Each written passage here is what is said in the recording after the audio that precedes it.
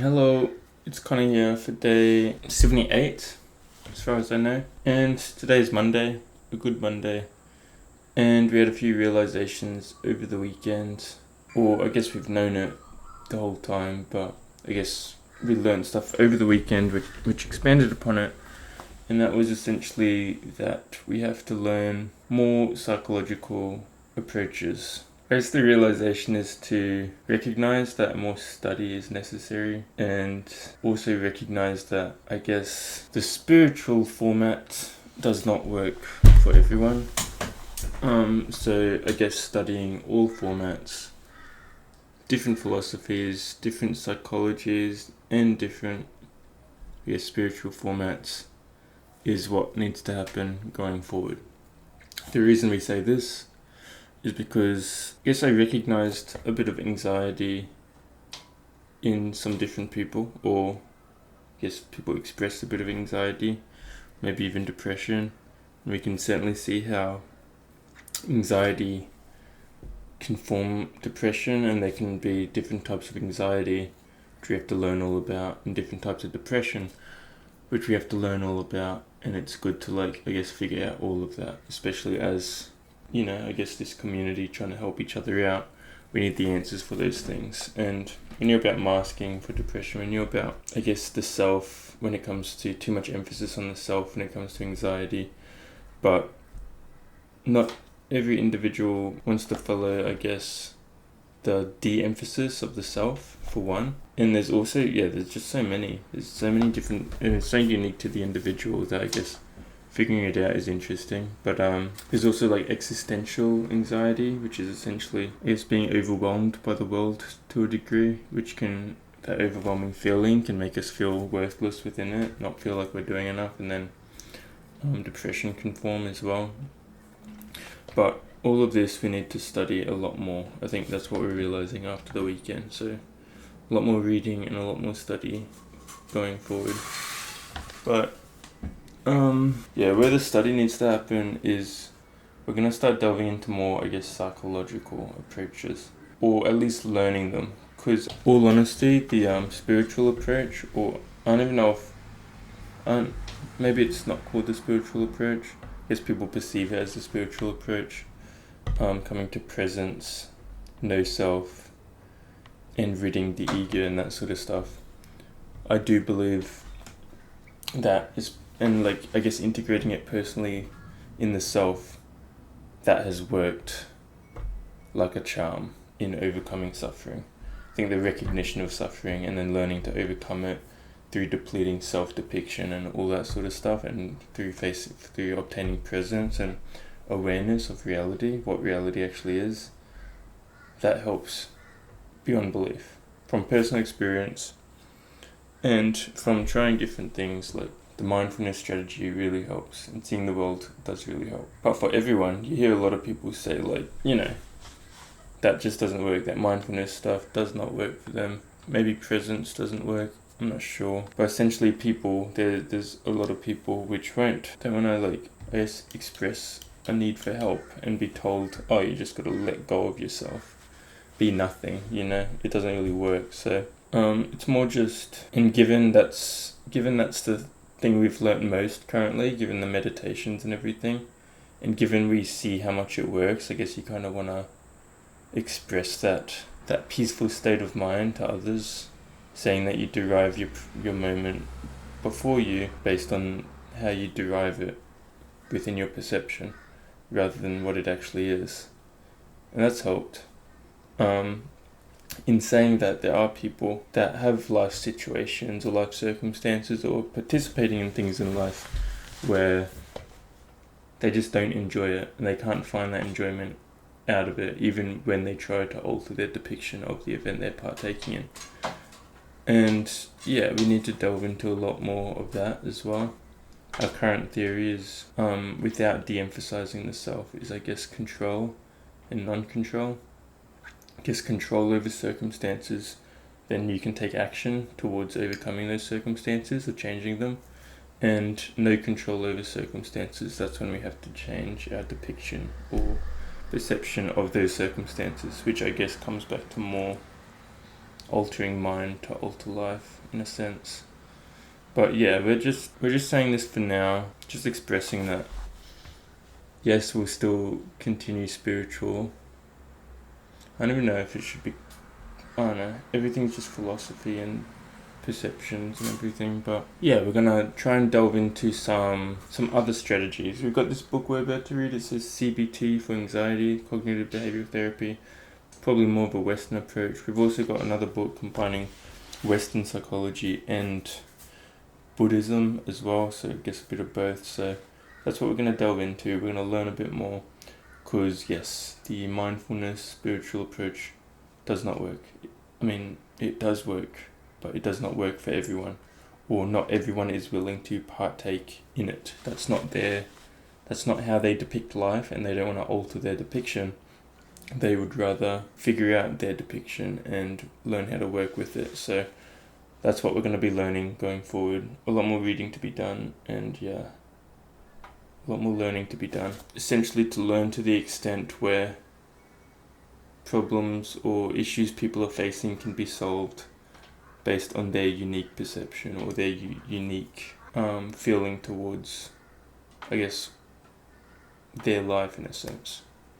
You don't want to solve someone else's problems from your perspective. You can, if they want to take on that perspective, or if they want to listen to it. But the goal is to learn everything that helps, so that you can understand someone's story, understand their place of mind, and help work through the problem or the issues they're facing from their perspective, from their side of the story, from how they want to overcome it and how they see it as well. So anyway, we'll leave that there, just to update more so today. So we'll see you for day 79, and that shall be good. See ya. Hello, it's Connor here for day 80 of meditation. And today we're going to talk about hate. Reason being is because we had someone yesterday tell us that hate has saved their life in the past, saved their life in regards to abusive and dangerous environments which they were placed in, and hate allowing for the strength to, I guess, distance from those environments and to distance from the individuals which, I guess, made those environments abusive or belittling in a sense. And when seeing a psychologist, this person also reported that some psychologists said that hate's a good thing and that it's an emotion which needs to be understood and it's a part of human nature. And other psychologists state the fact to forgive and, I guess, move on with life. So this was interesting to me and this is why we contemplated on it, which we haven't fully understood everything yet, to be honest.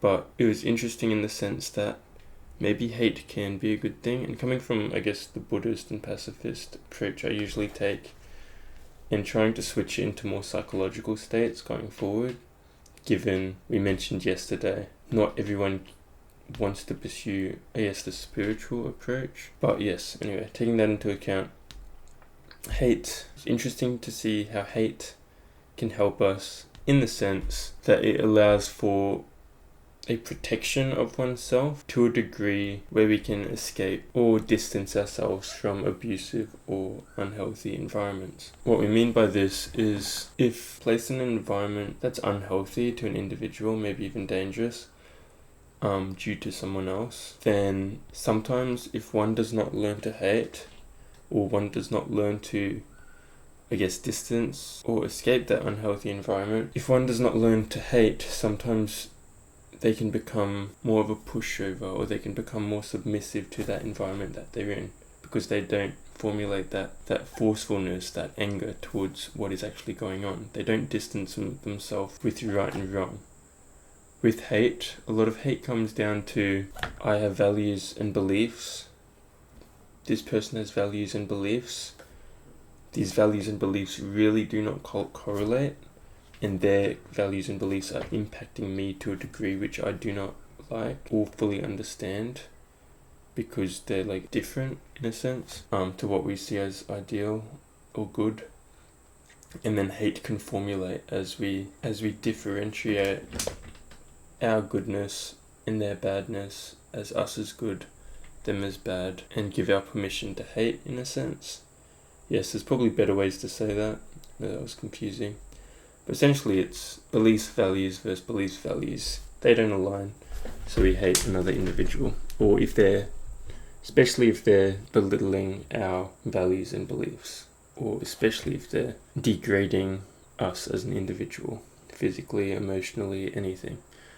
A defense mechanism is to hate and distance, because then we once again reinforce that sense of self within us. So hate is good in the sense that it can allow us to strengthen oneself in unhealthy environments, so that we are able to forcefully distance ourselves from those environments and understand what is right for us and what is wrong for us as well. And yeah, sometimes hate can get us away from that, and it paints the emotion deep enough to the point we know we need to escape through like a fuel. Rather, non-hate can become passive, can become barriers of the abuse, can become more fearful and not forcefully escape the environment, but rather become submissive to it. So we're saying hate can definitely help in that regard, and hate's so different for everyone. It's the same, but it's, different environments, different things going on, different things which fuel it. But if it can help you escape unhealthy or abusive environments, then awesome. And if one can determine hateful environments and environments they love and stick to the environments they love, then and live a happy life because of it, then awesome. I guess hate can be okay. And as long as we're not falling into it continually or we're in acceptance of it, then nice. And as long as it's not impacting others, or at least others which have not impacted us. Though there's an error with hate in the sense that I guess hate does impact others, and someone that's grown up on hate can find it very easy to hate certain individuals a lot easier. And there's also, I guess, unnecessary hate, where people can hate for the wrong things, such as jealousy, because of sports, just petty hate, which is definitely something which isn't useful for individuals. We say hate is not the ideal solution. It might be the ideal solution to getting out of negative environments, but we'd say after we've distanced ourselves, hate is not the ideal emotion.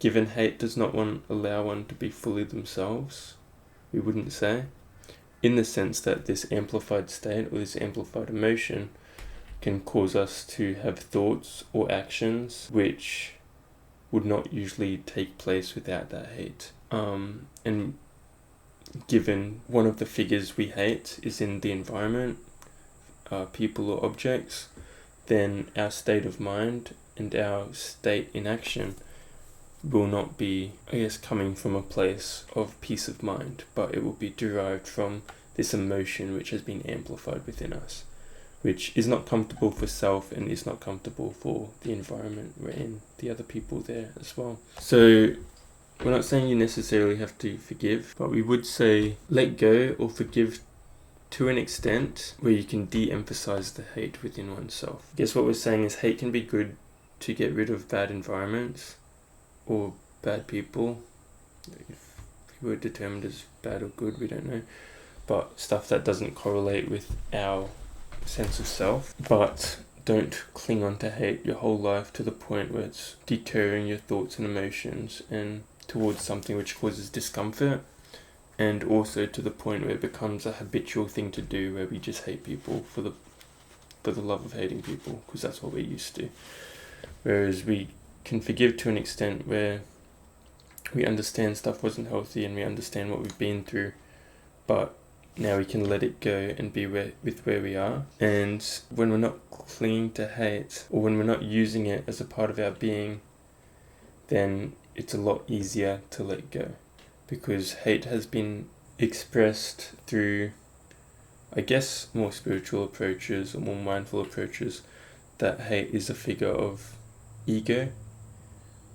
So the more hate we have, the more we're amplifying and protecting that sense of self. Therefore, more things can harm it, and I guess we can harm more things as well. It's not as peaceful, it's not It's not the continual peaceful place of mind, I guess you can find. And we say it's attached to ego in the sense that hate separates self from others. As we mentioned earlier, core values, beliefs don't align. Core values, beliefs separate. We build figure of self, and that's figure of self is ego. And the more we hate, the more ego we build. Ego can be very much fueled by emotion because it's the I we depict rather than the I that we are. The I that depict is very heavily influenced by emotions because emotions can tell us, I am this, they are not, I must hate, or all sorts of stuff. We can delve into that further another day.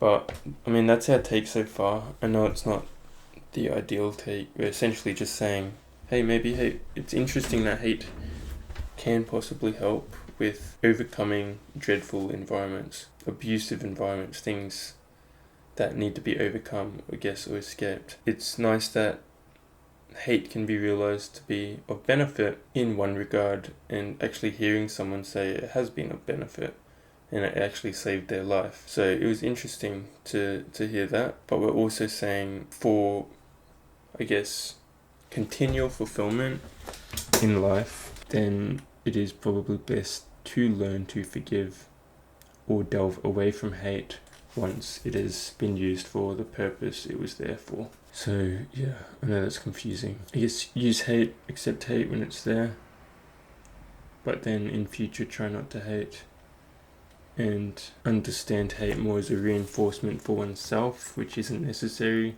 when you can truly develop that peaceful depiction of life before you. Anyway, I know that was confusing. I've been recording for 30 minutes, trying to actually express this properly. And we're still struggling, but that's what meditation's about. So we'll keep thinking on it. If you guys think on it, that is awesome. You can share your thoughts on if hate's good, if it's not so good, if it's helped you in some regard, or if there's a better way of seeing things. We'd love to hear your thoughts and opinions, and yeah, if we find anything else in the future, we will let you know. But see you for day 81. Hello, Connor here for day 81 of meditation, and today we turned 24. Yay, very exciting.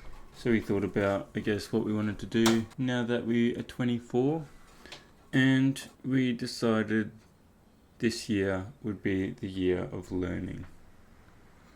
The year to just read books, continue writing blogs, to continue experiencing what's before us, and to pretty much chill out in the life that we have. We're gonna leave suffering for the 23-year-old and go into 24 with just these new perspectives, these new outlooks on life that we've had, and just have fun with everything we do, and just keep creating. So that's essentially an update for what's going to happen, what we're going to experience as a community, learn as a community, and yeah, just do whatever really in this little creative world. But yeah, that's a little short update for 24. I'm going to go back, clean up this room, and just prepare for, I guess, the new age, hey? Anyway, see ya.